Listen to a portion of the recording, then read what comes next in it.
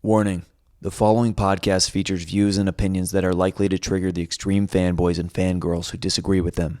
Listener discretion is advised.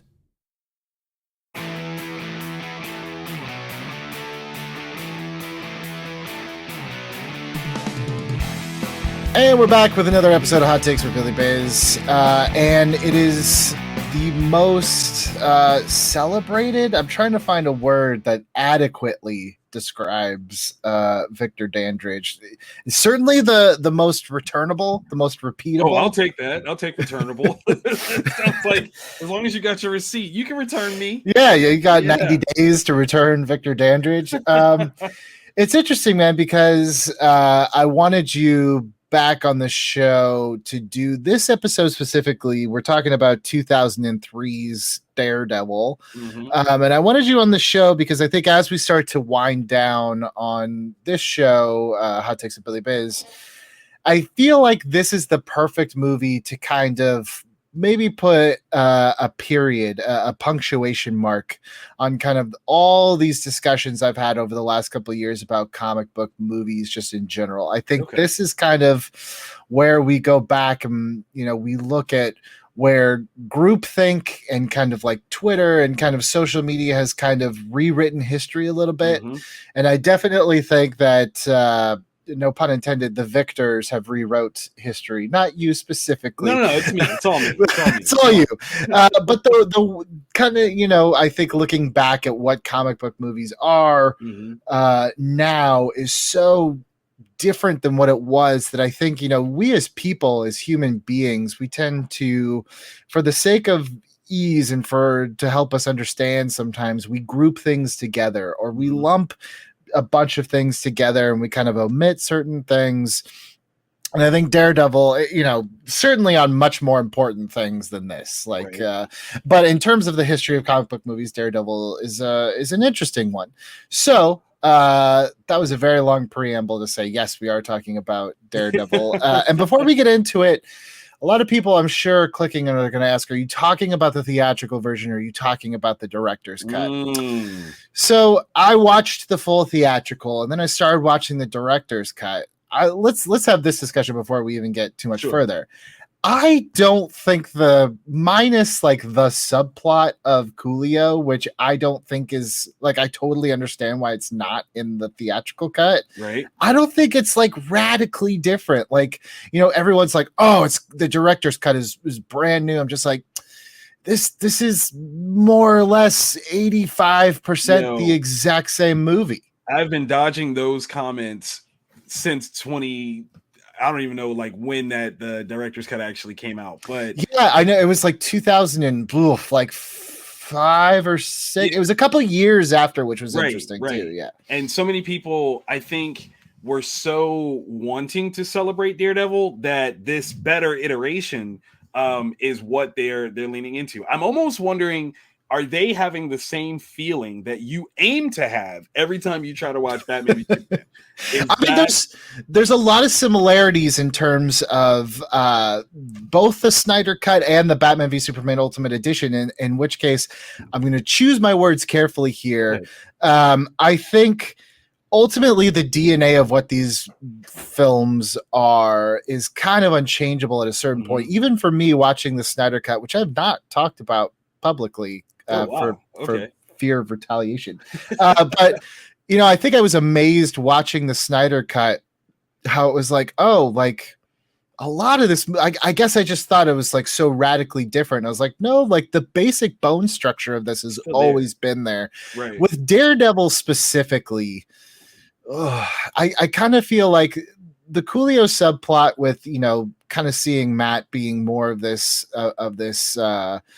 lawyer and all this, it just didn't feel like it was yes, I get it, he is a lawyer and I get the way that he operates and whatnot, but it's not really integral to the story. Matt being a lawyer is not necessarily, for better or for worse, it's just not really a part of the 2003 Daredevil. It certainly is interesting to see how his losses in court end up becoming kind of the bad guys that he follows. But that's kind of like the whole plot device of it. So a whole half an hour of like another case where it's like, I already understand you check for the heartbeats and all this. I get it. Like, I don't need it.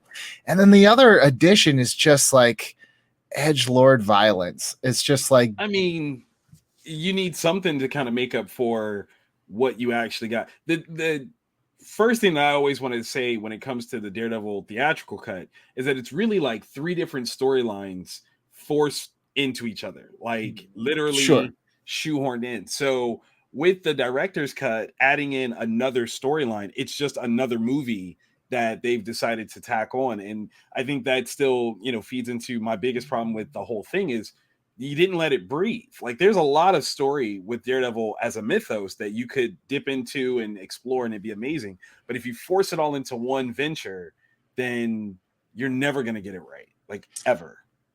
So I think that's a great place to kind of now start backtracking, because I think, when you look at Daredevil, especially like trying to think about Daredevil when it came out. Well, first of all, before we even talk about the movie, I just kind of want to ask, for me, Daredevil was not a character that was necessarily a favorite or even really on my radar, as was a lot of these Marvel characters like Blade, and even to a certain extent some of the other like Carnage and Venom and all this stuff. Like, if it wasn't on that Spider-Man or X-Men animated series, it kind of was out of my wheelhouse.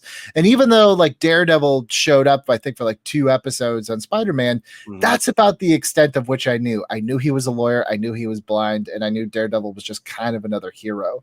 So I didn't have these grandiose kind of expectations of Frank Miller's like incredibly dark and brooding, like all that stuff was just kind of lost on me going into this movie. It was just, you had no idea how it was the genesis of the Teenage Mutant Ninja Turtles. No, I would, as my listeners know, like Teenage Mutant Ninja Turtles was just part of that pocket of pop culture that I just barely missed based on a lot of factors. One of them is just like, I was born in 86, which is such a weird time because that's when all that stuff just starts becoming huge, but I'm just on the cusp of being too young to really embrace it. And 2, being a kid who was raised in kind of the jet stream or the tailwind of the Satanic Panic, where anything that may have been slightly seen as too violent to this to that was not just too violent to this to that, it was also satanic on top of that. So there's just a lot of things I missed. You never know, man. Like, even comic books to me was like, I didn't start reading like comics until like later. I loved all these comic book heroes, but it was mostly from their animated series. So for Daredevil, this was one where it was like, I went in pretty blank slate. And I think, I don't want to generalize, but like, I would venture to guess a majority of the general audience that went to go see this movie was probably in a similar boat. But what about you? I was brought into Daredevil in a weird sort of way. I've known what Daredevil was for a long time, as a longtime comic book reader, but what actually brought me into the character was my fandom of Kevin Smith and getting into his movies and things like that. And he ends up writing a run for Daredevil with Joe Quesada and Jimmy Palmiotti, who, they end up doing it for the Marvel Knights line, and that blows up really big. That's actually where I first got into Daredevil at all. And for those who are listening who don't know what Marvel Knights is, it was an imprint in the late 90s that took semi-popular characters. I mean, you got to remember, like in the 90s, if it wasn't Spider-Man or the X-Men, nobody cared. And that's a generalization, but it's a really true generalization.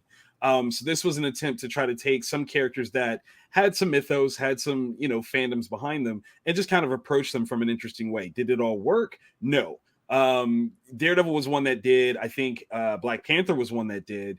Inhumans was one that did. Their take on Punisher, not so much. Punisher dies. He's like this angel of death, and he's killing people from the great beyond. It was a little weird.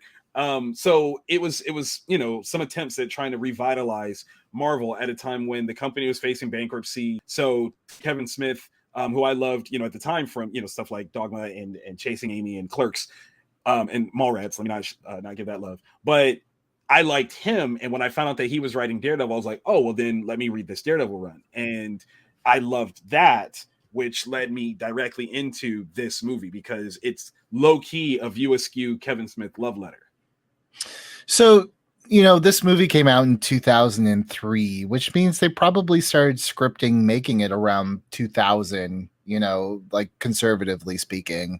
That's probably when it was That's like, actually probably way more liberal. I think they probably did it in like 2002. I mean, depending, I think those conversations, I think, you know, a lot of what you're going to find with those comic book movies in the early 2000s was everything kind of hinged on X-Men. Mm-hmm. Now, I get it that Blade was kind of one of the first out of the gate in terms of... Yeah, but that didn't count. That didn't count. It doesn't. Like, I don't want to be offensive, especially as someone who's a fan of that movie, but you also have to remember this was a time where comic book movies... kind of, they didn't have an identity yet. We had Batman and Superman movies, and even within those 8 movies at that time, 4 Batman, 4 Superman, there was still kind of this like, what are these things? Because even within their own series respectively, it varies wildly between Tim Burton, who is like, could not clearly care less about following a Batman comic, to Joel Schumacher, who had his own idea of what, you know, famously John Glover from Batman and Robin, from everything, but for Batman and Robin, he would say, like, you know, before every take, Joel would be like, remember, we're making a comic book movie. So to Joel Schumacher, you kind of have to feel like he had a different interpretation of what that meant. So I think all eyes were kind of on 20th Century Fox's X-Men in 2000. And when you look at some of those early 2000s movies, you kind of fall into one of two camps. I think you go either the X-Men route, which is, maybe this is just me kind of projecting, but I definitely think there's a sense of like, not quite embarrassment, but there is a sense of like, well, what's on the page does not work for the stage. We need to kind of make this movie version. I think that's part one. And I think you see that, you know, in those X-Men movies. I think you see it in later on the summer of 2003 with the Hulk, which was kind of a weird hybrid of like taking that kind of serious tone, but then like putting literal comic book transitions into it. Then you had the other side of it, which was, let's embrace this completely, which I think Sam Raimi kind of led the charge with Spider-Man in 2002. And I think that's not to say that one was right and one was wrong. I think we just started to get to this point where it was like, there's two very different ways as of right now to do these. And we don't know which one is the right one, because some work for some reasons and some don't work, and we haven't figured it out. So in comes Daredevil. And I think what I actually enjoy about Daredevil is that they were like, what if we split the difference? Because I'm not sure what's right. And I think for me, you know, whenever I talk about why I love those Tim Burton movies or even those Joel Schumacher movies, even in some ways more than like what Christopher Nolan would do down the line and what we're kind of accustomed to now, is if they're comic book movies, for me, I enjoy I want it to be a world that I certainly identify and understand, but it's like from a fever dream or from a nightmare. Okay. And I think when we see New York in this movie, even just right off the bat with the editing, like, it is a hyper stylized New York. That moon looks kind of weird. It looks a little kind of drawn into this otherwise, you know, picturesque kind of cityscape. And even some of the editing, you know, when Daredevil is chasing that guy and he's about to kill him through the C train, like it's shot in a way that looks like panels unfolding as you're turning a page. And I think to me, that's one of the things that Daredevil definitely got right. I can't argue that part. I think visually it definitely got something right, and its roots you can kind of see carry over in Sin City. The tonal shifts of it all, because I think that is the next, you know, like heir to that visual throne. Again, all coming from the comic book sites of Frank Miller. The thing that I do have to kind of like put a pause on though is I honestly think that the realm of things here that happened was Spider-Man was successful, like without question. The 2002 Sam Raimi led Spider-Man from Sony was very successful, and I think that was something that Fox tried to tap into specifically. They already were getting an X-Men sequel in 2002 or 2003, so they were trying to see how well they could fare on that individualized superhero fare. And it's always seemed like that was the case because there's so much that seems so rushed with the Daredevil presentation. They crammed a lot because they were trying to make it all happen within that span of 2002's Spider-Man #1 release and when Daredevil actually comes out. Yeah, definitely. Watching this theatrical cut, I set aside some time to watch it, and I think I set aside too much time, not realizing that. I think you're definitely right, and in some ways, it does almost play like, like 3 arcs, the first 3 arcs of a Daredevil run, because it's like it's an interesting choice that I don't know if I necessarily think works, but I at least applaud. It's interesting. Like they go really non-linear in this to the point where I'm just wait, where are we for a second? Like we start halfway through the movie, then go back before the movie starts, then come back before the movie starts, and then loop back around to where we are, and then move forward. I'm like, okay, that's a lot of hoop jumping. It's a lot to start, but I think again, like I said, like you have to remember, even its predecessor, X-Men, was kind of in a way the first superhero origin movie, because when you think back to, yes, Richard Donner's Superman, so I take that back, but even then, like when we're talking about a true blue coming together, by the end of this movie they are the hero, like by the end of the first act of Superman, he's Superman. Then we start. Batman doesn't even try. They're just like, it happened. He's Batman. We're here, and we never really went back. So for Daredevil, I think now we get so bogged down in origin stories. I think almost everybody's least favorite of any superhero, series is the first one, because it's like we have to get our ducks in a row. But I think this one was just like, it hadn't really been 100% established yet. Spider-Man had done it a year before, and I think this was like, they were like, okay, I guess we have to spend the first half hour of our movie explaining why this person is the way that they are. And since then, it's easy now to look like at a Spider-Man Homecoming, where it's just like, he just is. We just go. Even Iron Man, I would argue to a certain extent, it's like they get the origin out of the way fairly quick. But this movie, and I will admit, like watching it now with all this knowledge of comic book movies, like we stop dead in our tracks. We don't even introduce what the conflict of this movie is going to be until 37 minutes into it. That's a long time. Oh my God. It is a long time. Yeah. Like we don't even meet Bullseye and Kingpin until 40 minutes into this thing. Wow. Yeah. See, and that's what I mean. Like that just kind of shows how hammed together this all was. If in reference to Iron Man, you get his first, like everything about him, from catching up to who Tony Stark is, to him, I think, escaping the cave within the first 15 minutes. Like you get everything, and then you still have, an hour and 15 minutes to tell a story. So if you don't run into the actual, antagonist until, almost an hour in, that's harsh. I mean, to be fair though, I think Daredevil has one of the doofiest origins. Like, I'm just not a fan of an accident with toxic chemicals equals superhero. Like, I think the Flash has a super doofy origin too. Like, it's just not hyper interesting, and I'm kind of okay with them just skimming past it a little bit. See, and that's what makes it so funny is, like I said, the connection to the Turtles. That version of the origin story is way more interesting because it sets the stage for who Matt is as a person. Like he is somebody that's going to help without thinking about it. And there's something very important about that because it goes into why he's a man without fear. Like he doesn't stop to think, well, I could get hurt or this could go wrong. He just does. And that's an important piece that they don't really nail with this origin story in that.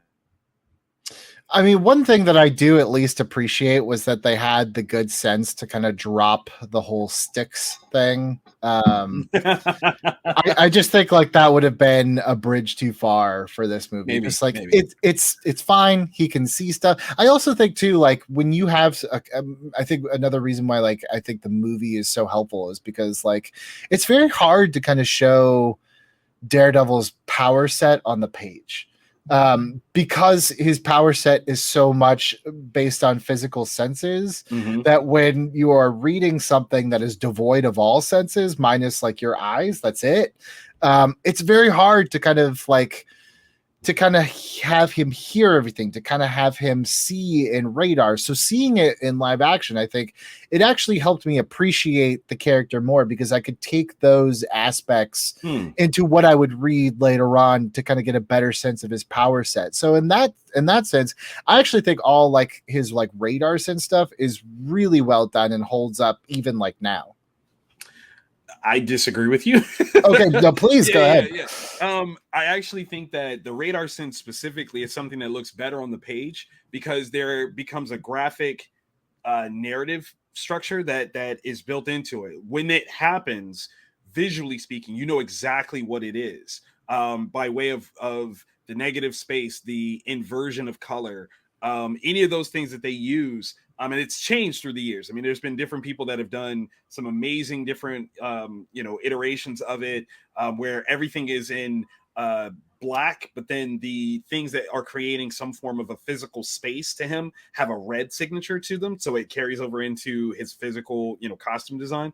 But the way that they did it in the movie, while visually was interesting, it was holistically inconsistent. And it bothered me the way that they did it. Like, one, if New York is loud enough that Matt has to sleep in a sound or sensory deprivation chamber, then he should be able to see all the time. Like, it should be very clear all the time. It shouldn't just rely on, oh, it's raining, which was a cute effect, but it dismisses the fact that New York City is so loud that he literally has to sleep in a space where he can't hear anything because there's so much sound all the time.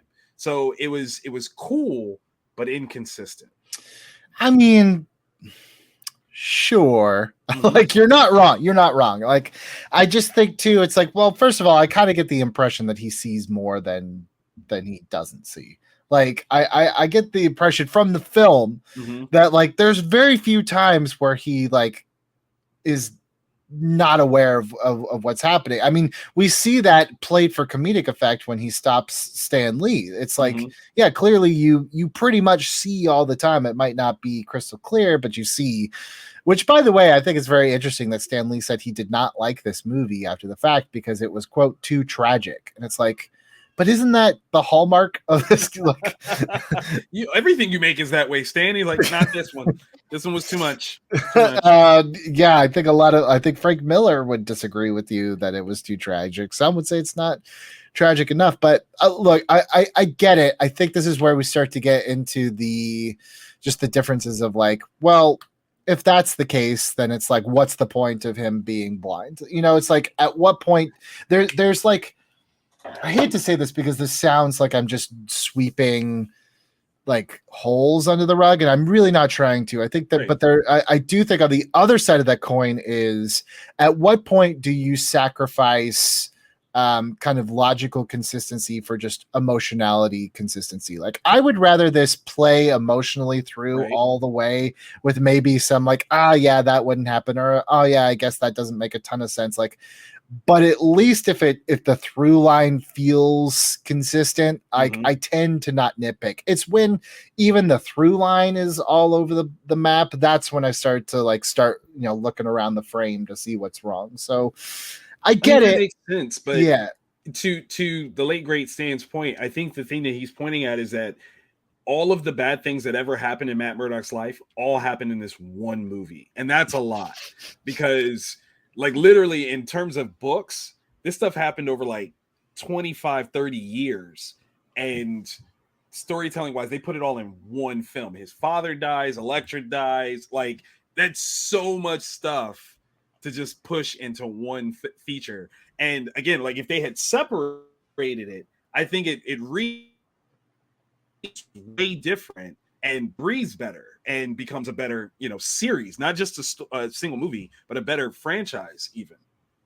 But I mean, that's 2020 hindsight. Right, because you have to think too, like even X-Men at that point, Spider-Man at that point, those were big gambles, like Sure.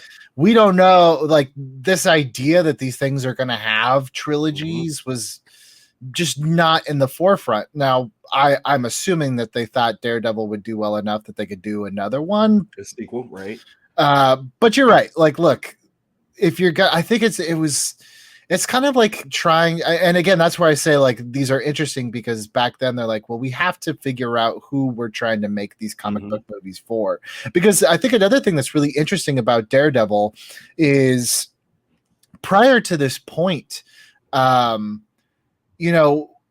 Batman Forever, there really is no story that exists where the Riddler and Two-Face team up to like suck the brains out of Gotham. That is a movie story. Right. Even I would argue that the first X-Men, it's not following any particular storyline. That is, Magneto wanting to turn into a mutant. That is a movie story.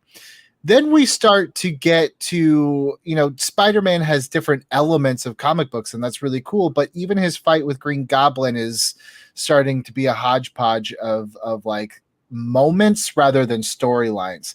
It's about where we get to Daredevil, and you'll see it later on the same summer with X2, where it's like, let's actually like soft adapt storylines into these books. So I think with Daredevil, is really for me the first attempt at like what are some of those iconic Daredevil storylines and how do we bring that to the screen, as opposed to we have this comic book character, how do we make a movie for them? And so like I get it, I get that it like as a singular experience it may not be totally satisfying, but I also kind of appreciate like this was them trying to figure out how do we do that.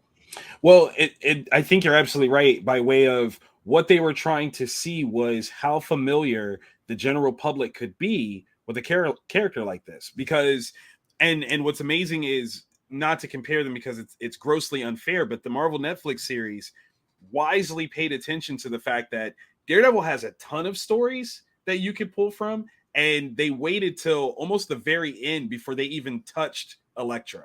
Like, we don't have to go there right away. There's a number of things that we can get into before we get to her. So in that regard, like, yeah, you're absolutely right. Like, they didn't know what sort of stories they could tell that weren't necessarily iconic.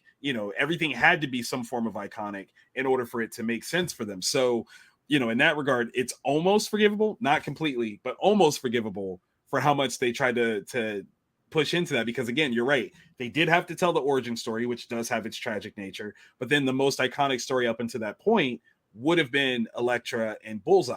After that, I mean, I think you could get into what Kevin Smith wrote with Karen Page and Bullseye, but that's even still way more things that you'd have to establish before you could pay it off in story, and almost impossible. So in that regard, yeah, I definitely can agree with that. I mean, it's interesting because you think if this movie was like this movie wasn't a bomb by any stretch. I think it did well enough that they spun off Elektra into her own movie, which did not do well. But you have to think if this movie was like Spider-Man level successful, I think a lot of comic book movies moving forward would kind of have this greatest hits template. I think the first Captain America movie would have been a World War II movie plus Civil War plus, the Winter Soldier, all kind of rolled into one, because this does feel, and ultimately when you watch this, like, I think the reason why it zips by so fast is because you do recognize those staples and you realize we're just jumping one to one to one to one in a way that like does make sense. But like, and here's the thing, I know people are going to think like, what is your stance on this? My stance on this is I think this is fine. I think when you put this in the worst category of like worst comic book movies ever made, it's like, it's not, I don't think it's that, but I do think like in terms of like if you are a comic book movie historian, I think this one is more important than people realize. And I do think that this one is kind of where the gears start to turn a little bit. And I think if Daredevil, I think it does enough right that they pull from, and it does enough wrong that they learn from. But I definitely think that, as its own piece, there's still some really interesting stuff. I want to get into some of the performances, because I actually think Michael Clark Duncan as Kingpin, while not given as much to do as I wanted, I think that is the definitive de facto Kingpin. And I'm sorry, Vincent D'Onofrio, but this is like my preferred Kingpin of choice. I mean, in terms of presence, no one had physically embodied a character as crazy as, like, there have been strong, well-built superheroes before. Christopher Reeve was great. Hugh Jackman got into fantastic shape to play Wolverine, but the character of Kingpin is a physically imposing, massive man. And Michael Clark Duncan, God rest the dead, he played him wonderfully, to the point where you absolutely believe that, he was 300 pounds of pure muscle. Like, you believed it. Now, Vincent D'Onofrio has played a very sinister Kingpin. He's played the psychological guy that, does the chess moves and runs the board, and you don't even realize that it's him. He does that part really well, which I don't think that Michael Clark Duncan would have pulled off convincingly. He's not the mastermind type of Kingpin, but he is the physically, I'm telling you to do this or I'm gonna kill you with my bare pinky, and you believe it. That Kingpin level, without question, he did a fantastic job. It was like the Suge Knight Kingpin. Yes, yes, he was. Yes, he was. Which I honestly kind of prefer. I think there are so many like brilliant masterminds in the Marvel universe, and in terms of just like someone who just outright physically scares you, it's really hard to pull off like in film and TV. I mean, think like we had to wait all the way to like Thanos, and Thanos had to beat up the Hulk for us to be like, okay, maybe this guy's a little. This guy might be a problem. And with and with Kingpin in this movie, all it takes is an establishing shot of him looking out the window, and you just know that this guy is no joke. Yeah. And he doesn't have as much to do in this movie as I wish he did. And I definitely was a character that's like, I know back in the day, we just couldn't get our ducks in a row to kind of cross some of these things over. But it's like, I would have loved to have seen him tangle with like in the Tobey Maguire universe and kind of stuff like that. It didn't happen, but as it stands right here, like that is a fantastic villain. And he just kind of embodied it. It's funny because they call Daredevil the man without fear, but it's like Kingpin has no fear in this. And he's ultimately the one you fear the most. Absolutely, because he's earned his position. Like, it's not a matter of happenstance or the luck of chance of getting these chemicals in your eye and it doesn't just blind you or kill you, but it actually amplifies other things about you. He gets it from the dirt. Like, he built himself and everything about him. So when he says like, this is what I'm gonna do, you have no choice but to believe him. Like, he's not lying to you. That's the thing that makes the Kingpin such a dangerous bad guy, is whatever he tells you, he's not lying. He doesn't lie to you. Like, that's for weak people. I'm not going to lie about it. I'm going to tell you exactly what I'm going to do to you, and then I'm going to do it. And that's way worse. Like, way worse. But, like any comic book movie, you have to have more than one villain. Why stop at one? So let's talk about oh boy, Colin Farrell's Bullseye, which was, I think, when you walked out of this movie, to at least with my friends circle, that's what you talked about the most was Bullseye. And I am firmly, especially now, seeing every comic book villain under the sun. I am firmly in the camp of I love Bullseye in this. It's just like Colin Farrell is having the time of his life with a character that, I'm sorry, Bullseye is so stupid. Bullseye is stupid looking with stupid skill set. So to have someone just absolutely take the piss out of it and have so much fun, but also when those moments call for it, he can be absolutely ruthless. I love Bullseye in this, but I understand that is not a popular sentiment. I mean, no. I think loving Bullseye in this is absolutely the right way to go. He was my favorite part of the whole movie, if I'm being honest, because he was so over the top. He was so animated. I mean, no disrespect to Colin, this was like the coked up version of everything that I've ever seen Bullseye be in the comics. Like he was, the creepy eye and that stuff was amazing. Killing the grandma on the plane like is hysterical. She was talking too much. She was talking too much. Take a peanut and line it up. Ow, got you. Look, amazing. I will say though, like I think Bullseye, when people say like this movie is a little bit tonally all over the place, I think Bullseye is like specifically what they are referring to, because Bullseye, it's like, imagine if in the middle of The Dark Knight you dropped Jim Carrey's Riddler. You're like, I like this thing, but this is a weird place for this thing to be. Why is this here? That's kind of what it feels like a little bit with Bullseye. I'm okay with it, but again, I feel like this just speaks to the bigger thing about this movie, which is just like they didn't know necessarily what was working about the comic book movies that worked. And I think Daredevil, for better or for worse, was like, what if we just did all of it? It's like, I love pizza and I love ice cream, so a scoop of ice cream on a piece of pizza should work, right? Way to bring it back to the Teenage Mutant Ninja Turtles, because that's exactly what they did.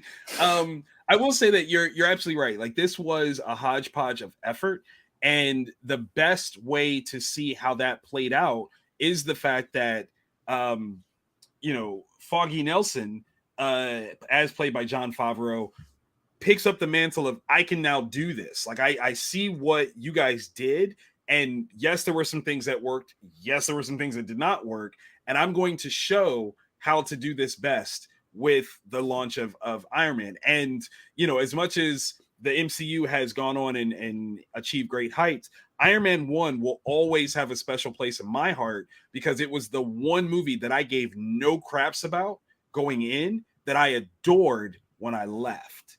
Like, Iron Man, I didn't care. They're making an Iron Man movie. Why? Like, this is dumb.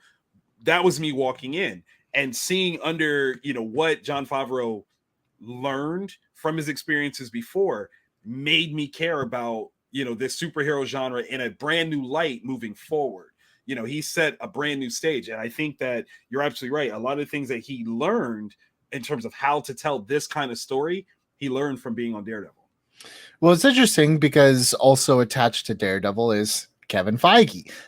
This was back in the day when he was doing a lot of these Fox movies. And Jon Favreau was talking to Marvel at this time about wanting to do one of his own movies. So in a weird way, Daredevil is the godfather of the MCU. Who would have thunk it? We got Feige and Favreau together, and thank God Avi Arad was just not a part of this at all. Every poor movie that has come out, I just blame solely on him. Not even comic book movies, just bad movies in general. Didn't he start Marvel Studios though? He was the one that's like, I don't know if he necessarily started. Like, he has nothing to do with Iron Man forward. Right. So, no, he does not. But I want to say that he was the one that wanted to start the studio side, that it was like, you guys are giving away the money and you need to have your own. And they're like, okay. And then they do it without him and prove that he was absolutely right just without him. But, well, as you and I both know, I think that there are business people and there are creative people, and Avi Arad thinks that he is both, and he is not. But that is for another podcast another time. Let's talk about the man of the hour himself, Daredevil, Ben Affleck. Now, this is one that I think is interesting because Ben Affleck has gone on record as saying he hates this movie. Wow. He was very embarrassed by being in this costume, which is kind of weird that he, the fact of the matter is he did Batman v Superman because he said, quote, "I wanted to get one of these right." Well, it depends on who you ask. I suppose it's just like, I think he thought he was going to get like a Robert Downey Jr. Iron Man slam dunk, and I think at best it's kind of have the refs check the tape type of thing. But going back to this movie specifically, it's tough because I feel like he's probably the weakest part of Daredevil is Ben. And I think everything around him is so strong. He just, he doesn't do himself a lot of favors. And I think part of it might just be like, it is tough because Matt, as written here, is purposefully kind of aloof when he is Matt, so that when the aggression ramps up as Daredevil, it's a little bit more night and day contrast. The problem is we don't get a lot of Daredevil in this movie. Like by the time, like we get 2 aggressive Daredevil scenes in the theatrical cut, but by the time we kind of get to the when Nachios has been murdered, he's kind of taken out a little bit. He's more in Matt mode, and Matt mode is kind of a little bit more just like, yeah, okay, you're right. Well, see, and it's funny because like in that regard, I did not love Jennifer Garner as Elektra. I don't disagree with you. Yeah, I think she's fantastic with what she was given, but if I had a choice, I think she was miscast. Definitely, but when she is cast, she did the best she could. I just think she was not right for that role. See, and I don't know that I agree that she did the best that she could. I believe that she did the best that she understood at the time, because I think she was also playing into a brand of who she was in other facets of her stardom, right? Because by this time, Alias has been a thing. So when it comes to physical action, she's supposed to be well adept at that. But Elektra is an assassin.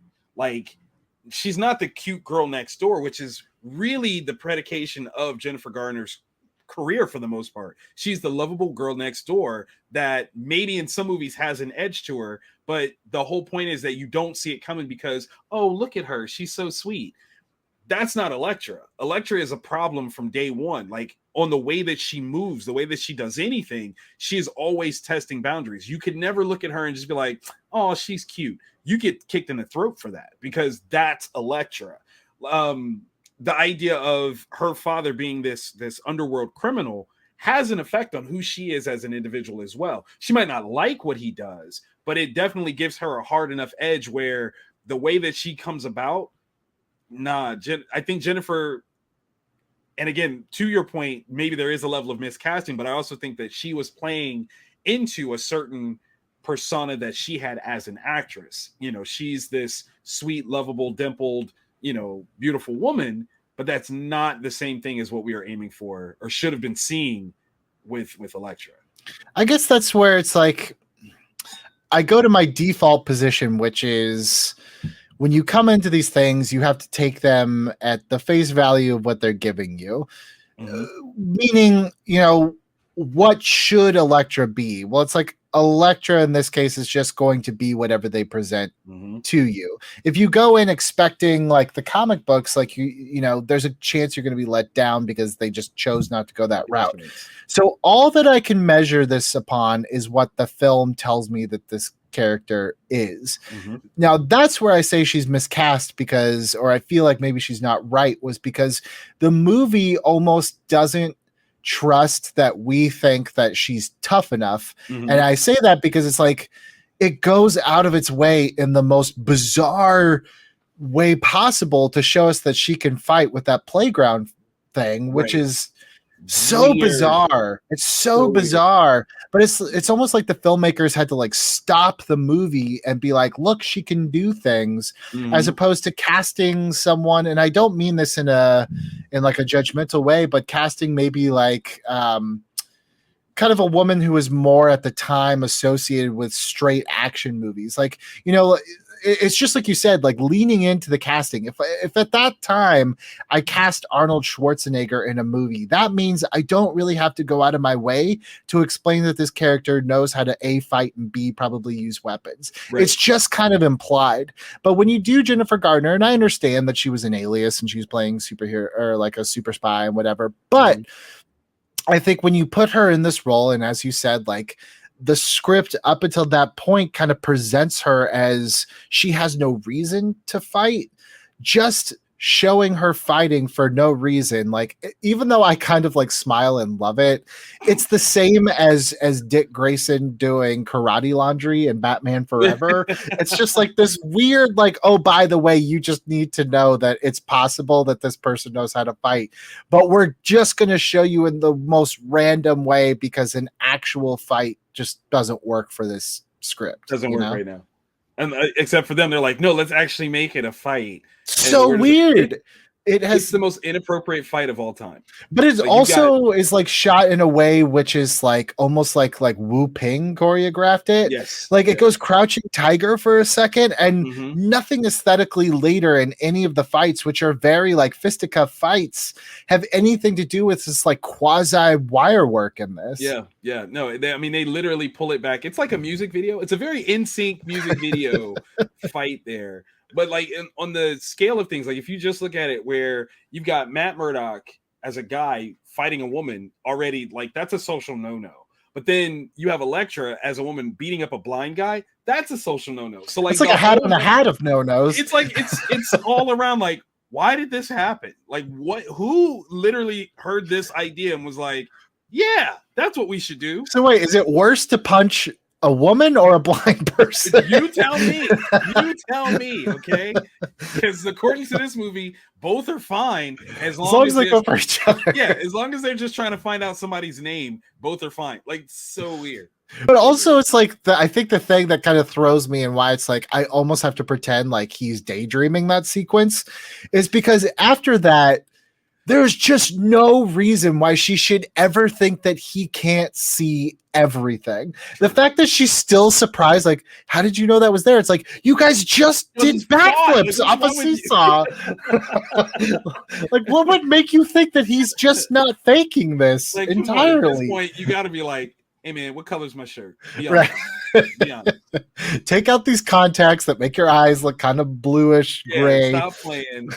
You're just cosplaying right now, okay? That's not even appropriate. I just kind of think that it's like kind of a daydream, because if you just see it as like it's not something that actually canonically happens, right?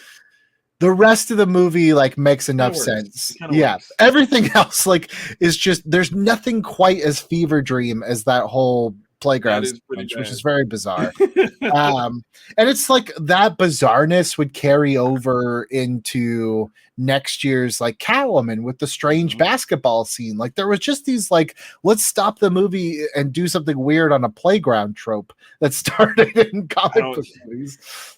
Okay, so wait, let's see. Was there something in Spider-Man that did that?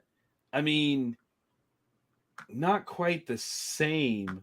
Because I almost liken it to when Peter first discovers his Spidey sense with his fight with Joe, Flash at school, where it's silly. Like the way it plays out is so weird and silly. And with when he gets the tray and he catches all her food, she's like, great reflexes. I'd be like, oh my god, what the? Like, how did you do that? Wait, do it again. Everybody watch this. Like, yeah. Not just like, oh, you pretty coordinated. Hey, thanks. Like, you know, I'd be like, voodoo priest. Did you trick me to make that happen? How did you do that? Yeah. But again, I think it's funny because we're joking, but in all seriousness, I think that's part of like when, you know, you can kind of tell that everyone's kind of copying off each other's tests, because you go back and you look at the, like, why did everybody love Sam Raimi's Spider-Man? It's like, oh, because it did have these kind of like incredible moments of levity. It's like, okay, how do we put that in ours? It's like, you did, but it didn't make sense. Like it didn't land. It didn't land in yours because that, you know, the whole Sam Raimi movie was kind of like a little bit jokey and a little bit, you know, nod and wink. Sam Raimi though, like his I mean, from Evil Dead, Darkman on, he does that. So he's very well adept at doing so. And no diss, but I don't know that Mark Steven Johnson could. That's his thing. Well, you know what's interesting is that we talked about how Jon Favreau, you know, at least in our headcanon, kind of like took a lot of lessons from this movie. And I have to think that Mark Steven Johnson took all the wrong takeaways, because while I think that this one is like adequate, and I think it's even Roger Ebert was like, yeah, there's it's a comic book movie. It's better than some and not as good as others. That's like literally his review. Mark Steven Johnson took all the wrong takeaways from this, and you can see every single one of them play out the wrong way a couple years later in Ghost Rider, which is just an absolute mess of a movie with like everything that maybe like is kind of annoying or just like, what are you doing in Daredevil? It's like 2 hours of those mistakes turned up. Yeah. So I think you're right when you say like he is not anywhere near a Sam Raimi. And you know, I think by that point too, like as much as, you know, maybe we don't want to, I don't want to stoke the fan base, but it's just like, I do think Batman Begins is kind of that beginning of a shift towards a more elevated form of what the comic book movie is. And I just don't think, I think Mark Steven Johnson, is that his full name? Am I saying that I think right? so. Yeah. Some form of that.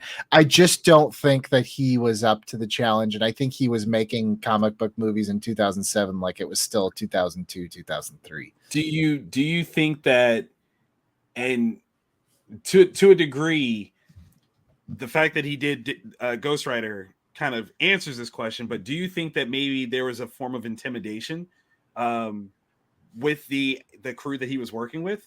Because I mean, again, you've got Jon Favreau, right, who's got Made under his belt, Swingers, you've got Kevin Smith, and even though Kevin was just playing like a little bit role, wrote the character, you know, all these different things. You got Ben, who at the very least at this time won an Oscar for a screenplay. Does that factor at all into, you know, how Mark approached this, where he was just grossly intimidated by the people that he was working with? I actually don't think that at all. Okay. And I think if you watch the director's cut, I think you can kind of see what he's all about. I think if anything, if anyone's going to quote unquote intimidated or at least like interfere with him, I think it's, you know, it's the studio. I think it's 20th Century Fox. I think they are the ones that probably, you know, you're right. When you put all these accolades down on paper of who they had in this movie, I think they thought that they had something more than what they did. If you get Colin Farrell and Ben Affleck and Jennifer Garner, even in 2003 in your movie, that's a hit. That's a hit. It's like a hit before you even put it out. So I do think that, you know, they're just like, you know, I don't think that you can look at that 90-minute runtime and think that someone wasn't like, get to the point, let's add more showings a day. Wow. You know, let's put in literally just the panels that the comic book people know so that they'll cheer celebrate. And clap. Yeah, right. Not knowing that, you know, Daredevil not the most popular, so I don't think that it had, you know, you're not going to have like Batman where he actually was at the time. Like that's the thing that makes this most egregious. He had in sales beat Spider-Man at that point.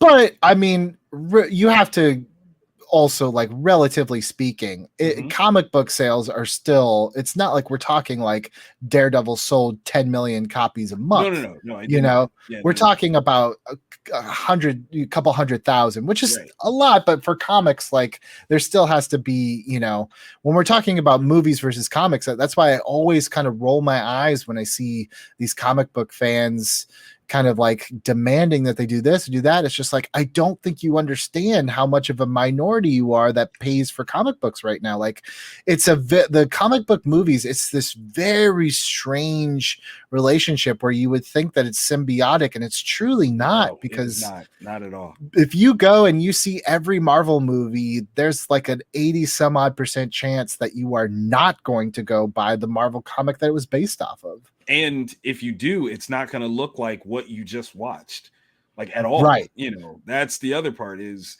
they're truly not symbiotic at all, because even if you did go and look, what you're finding is not the same thing.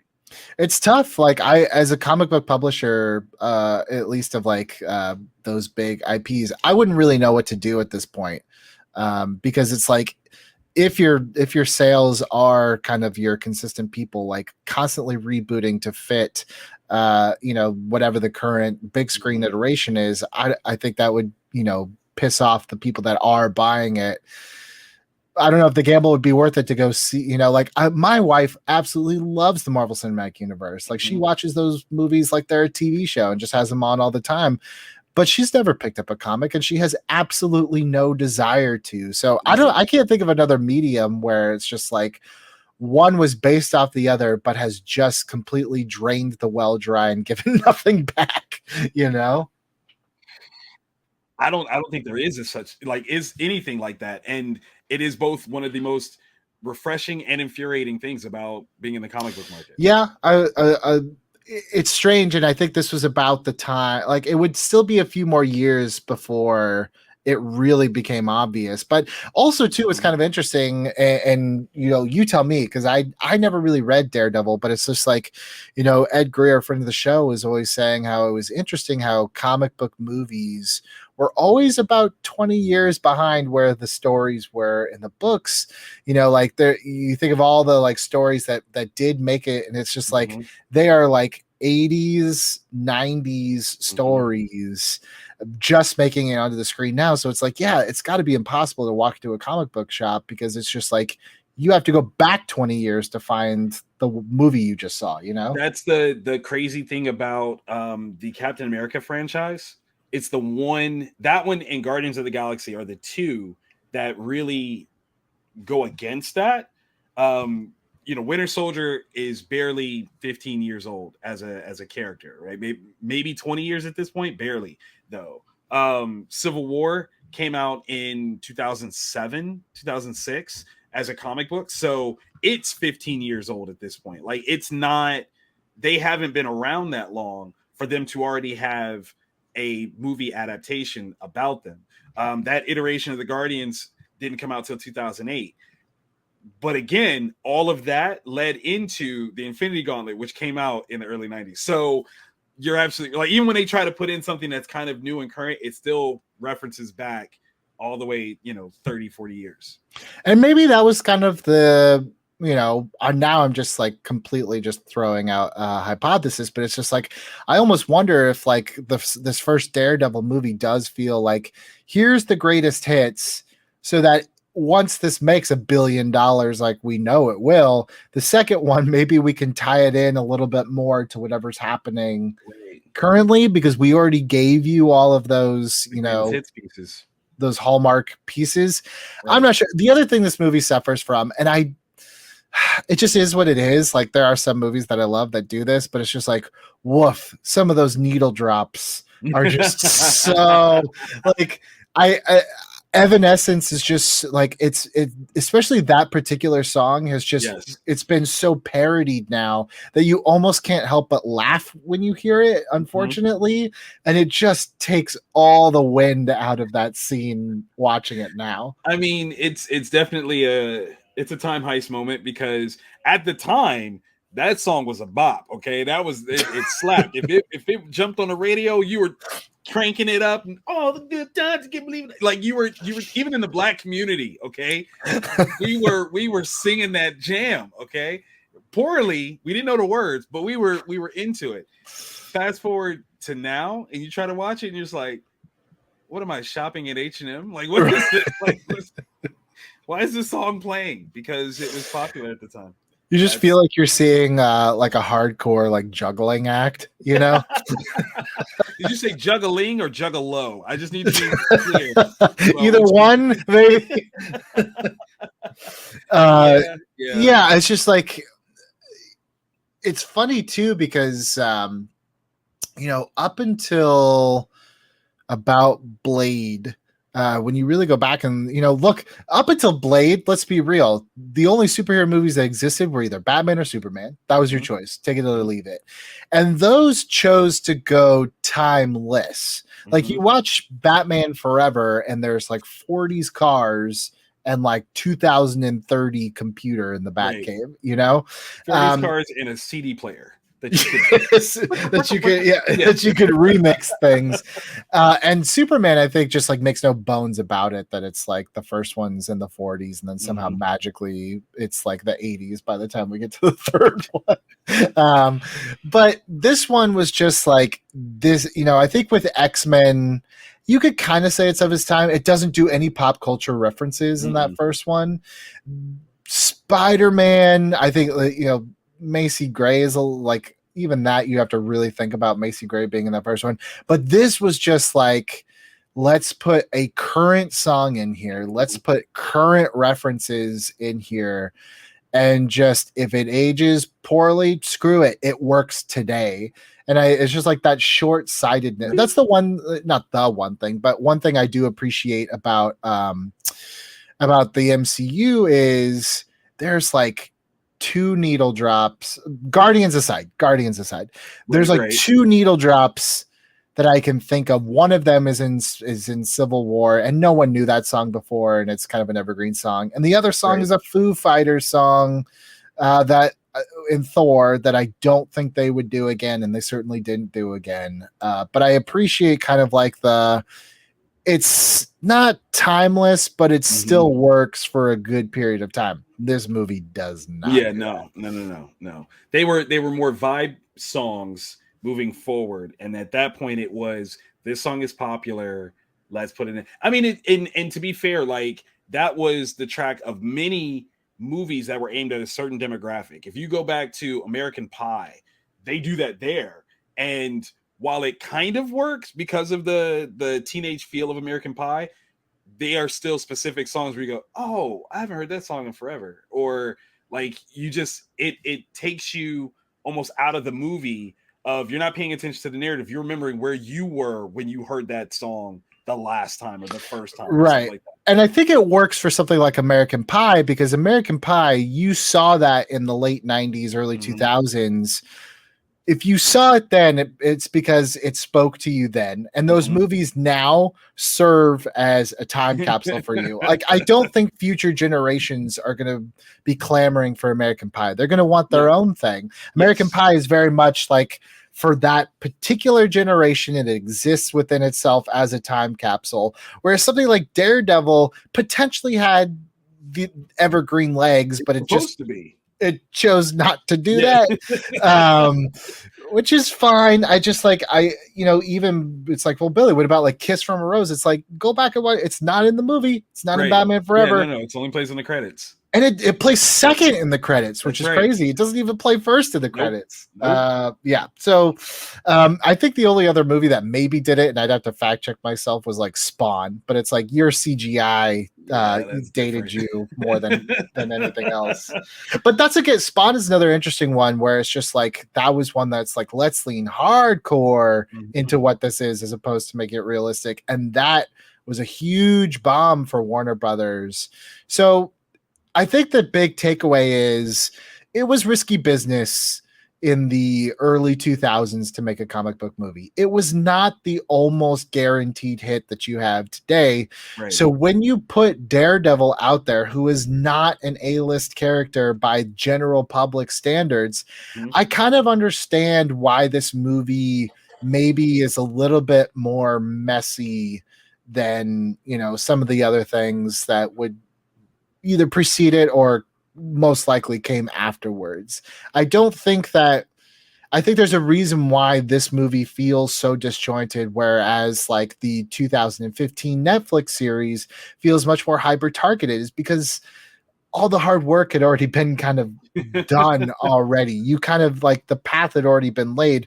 Now it was up to, the door was open. Now it was up to them to walk through it. But before, a lot of these comic book movies that are just duds, like I mentioned again, like Ang Lee's Hulk, which I just think is just not very good, but it's just like, if you do watch it again, like, you just see like, man, everyone's trying to put their own stamp on it to figure out what's the best way to crack it. And it's almost like kind of interesting to watch from that context, to kind of see like the history before we settled on the formula. Because don't fool yourself, it is a formula now. Of course. Well, and I think, really, to your point, what you're saying is that these particular movies, they were making a genre movie without paying attention to the thing that makes the character a part of that genre. There's nothing really in the Daredevil movie, in the Hulk movie, in Ghost Rider that you go, that's the character. Like Spider-Man, for the Sam Raimi Spider-Man, He did plenty of things that were like, that's Spider-Man. That's what Spider-Man does. The swinging, all of that stuff. That's Spidey. We know that. Name me something that you saw that intrinsically was Daredevil that wasn't a weird effect to intimate something about Daredevil. Or with the Hulk, he fought puppies. Like, that's not the Hulk. Like, Hulk doesn't fight puppies. Like, what do you mean? Like, no, that's not the way that works. And I think that's the thing, is that they made a genre movie, or we're making a superhero movie, without paying attention to who is this character and what does this character do. Yes, they are a superhero, but what makes them a superhero? What makes them this particular superhero? Which is, the lessons that I don't think of the era were as well defined. I think it didn't really get well defined until Batman Begins. You're absolutely right, because in that regard, Nolan was like, this is how you do Batman. Not just a superhero movie, Batman.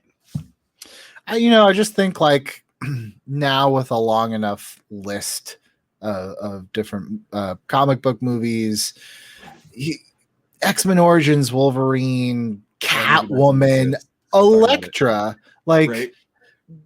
I just don't feel like Daredevil necessarily deserves to be on that list. It certainly doesn't deserve to be on the other list either, with Infinity War and the Dark Knight and everything.